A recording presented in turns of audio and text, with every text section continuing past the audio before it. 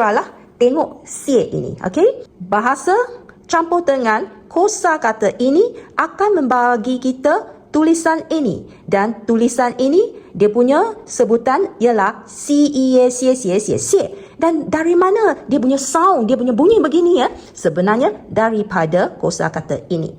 Jadi untuk membuat video kita lebih menarik, di sini Liz cuba bagi penerangan ya. Okey, tengok seorang sedang bercakap-cakap, dia cakap wanita semua. Percakapan ini kita tengok, kita ada bahagian ini. Dia membagi kita maksud ya, bahasa atau percakapan. Dan ini tadi kita kata sebenarnya kiranya dia sendiri ya, dia membawa maksud memanah. Bagaimana memanah ya?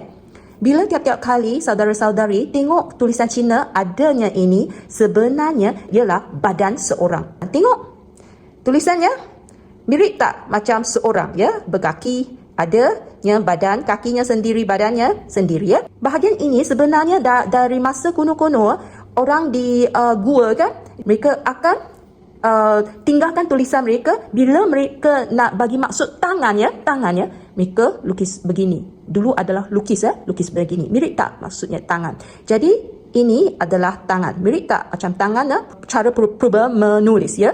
Dan kemudiannya ini maksudnya apa ya?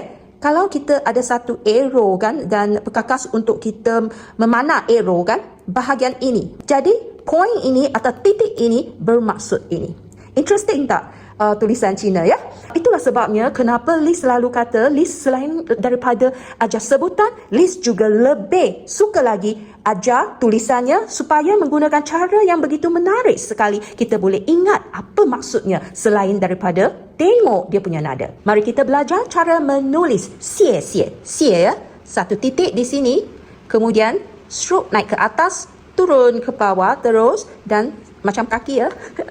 Okey, lengkup ke belakang.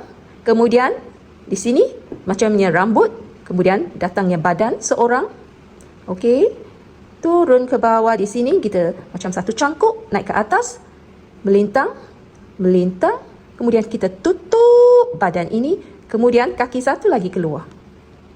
Tangan datang ya, tangan begini dari atas hingga sini sudah cukup sebab lebih cantik. Kalau hingga sini terlalu balance tak cantik. Kemudian dari atas turun ke bawah di sini kita cangkuk ya. Terus dan kemudian begini. Kemudian satu titik. Ya, sudah habis. Satu kosakata panggilnya X, C, E, A, xie. Nada keempat, xie.